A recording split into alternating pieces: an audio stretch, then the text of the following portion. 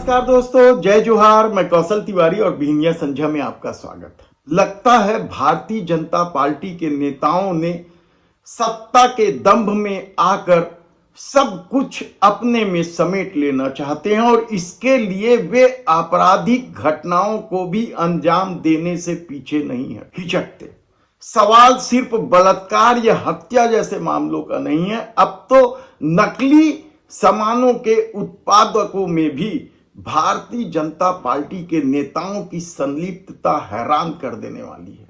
सवाल सिर्फ नकली दवाओं की जांच रोक देने से इलेक्ट्रॉल बॉन्ड के जरिए पैसा लेने का नहीं है, अब तो नकली सामान बनाने में भारतीय जनता पार्टी के नेता भी सामने आ गए। फर्जीवाड़ा तो गुजरात का एक मॉडल के रूप में प्रसारित होने लगा है। फर्जी जज, फर्जी कोर्ट से लेकर न जाने कितने ही फर्जी मामले सामने आने के बाद अब नकली उत्पादक बनाने के मामले में भी भारतीय जनता पार्टी के नेताओं के नाम सामने आ रहे हैं। हमने आपको बताया कि पिछले दिनों किस तरीके से राजनांदगांव जिले में एक भारतीय जनता पार्टी के नेता के भाई रविंद्र ने नकली बीड़ी बनाने का काम किया और जब गोला बीड़ी के कर्ता धर्ताओं ने राजनांदगांव एसपी सबूत के साथ पेश किया सब कुछ, तब रविंद्र पकड़ा गया। नकली बीड़ी बनाते, वह सभी तरह की नकली बीड़ी बना रहा था।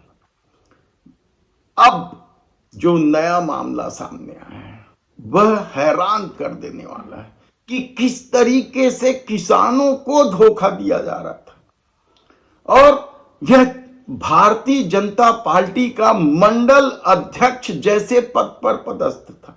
वह अपने घर के बाड़े में बकायदा नकली खाद बना रहा था और 700 रुपए वाली खाद को प्रधानमंत्री जन उर्वरक परियोजना के तहत जो इफ्को का खाद दिया जाता है, 1300 रुपए से 1500 रुपए के बीच इसकी कीमत है। वह खाद की बोरी, इफ्को की बोरी में वह कोरोमंडल खाद डालकर किसानों को बेवकूफ बना रहा था।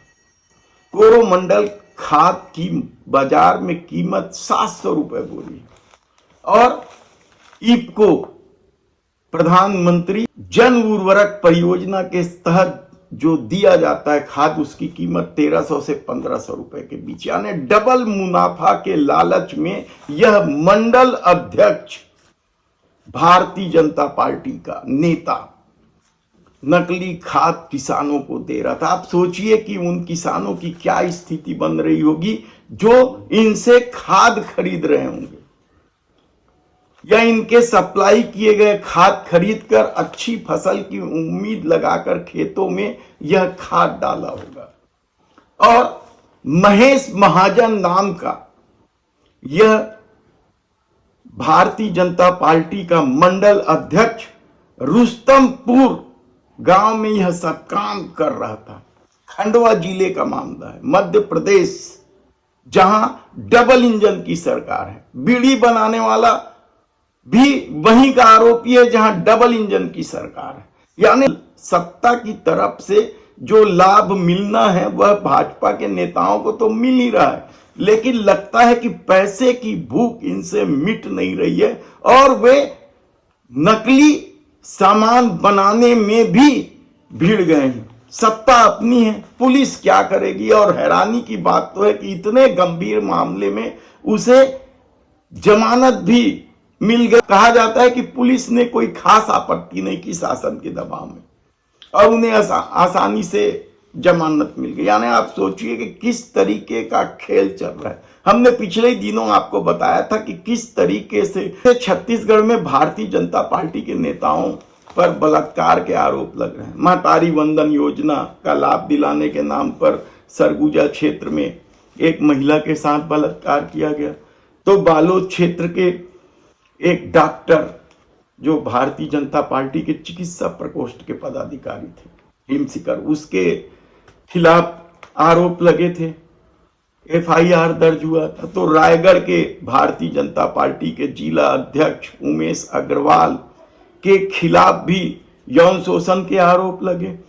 तो भूपेश सरकार के दौरान नेता प्रतिपक्ष नारायण चंदेल के बेटे पलाश चंदेल के खिलाफ भी यौन शोषण का मामला सामने आया था। और ताजा मामला तो सारंगगढ़ जिला के भारतीय जनता पार्टी के अध्यक्ष का सुभाष जालान, उसके खिलाफ तो पुलिस एफआईआर ही दर्ज नहीं कर रही है। सत्ता के दबाव में यह हो रहा है, कहा जा रहा है। और पीड़िता के पति ने तो आत्मदाह तक की धमकी दे दी। यानी आप सोचिए कि किस तरीके से सत्ता आते ही भारतीय जनता पार्टी के नेता अपने खेल को अंजाम देते हैं। धन्यवाद।